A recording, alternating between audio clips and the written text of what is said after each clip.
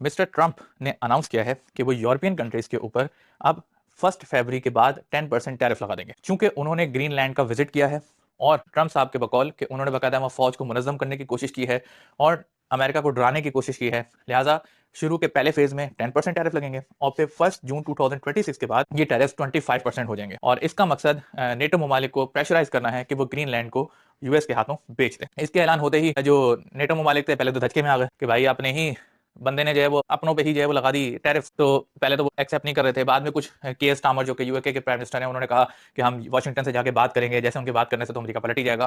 फिर मैक्रोन जो कि फ्रांस के लीडर वो कहना हम इससे डरते नहीं हैं। सबको पता है कि नेटो एलाइज कुछ भी नहीं है यूएस के बगैर। अगर आज यूएस अपनी फोर्सेस ग्रीनलैंड के ऊपर उतार दे तो ये नेटो एलाइज कुछ भी नहीं कर सकते।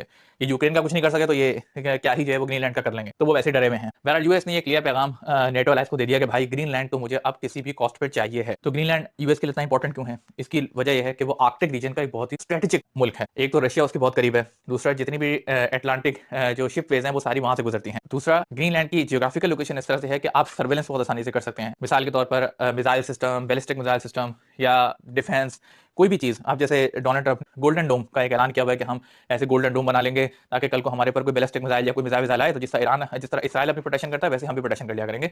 तो वो भी इस तरह का एक प्लान रखता है। तो वो कहता है कि मैं ग्रीनलैंड को उसके अंदर इंक्लूड कर लूंगा ताकि यूएस को उससे कभी कोई थ्रेट ना रहे। तो वो कहता है कि जी मेरे लिए ये स्ट्रेटेजिकली एरिया बहुत इंपॉर्टेंट है और हम 150 सालों से ग्रीनलैंड को जो है वो चाहते हैं, तो हमें दे दिया जाए। अब ग्रीनलैंड की जो अपनी आवाम है, एक तो कुल आबादी 57,000 है, वो ये कहते हैं कि भाई हम यूएस के साथ नहीं जाना चाहते। रिसेंटली पोस्ट कंडक्ट किए गए और उस पोस्ट के अंदर भी ग्रीनलैंडर्स की एक बड़ी तादाद थी जो तकरीबन 80% के लगभग बनती है। उसने कहा कि हम यूएस के साथ नहीं जाना चाहते। सिर्फ 6% लोग ऐसे थे जो कि इस फेवर में थे।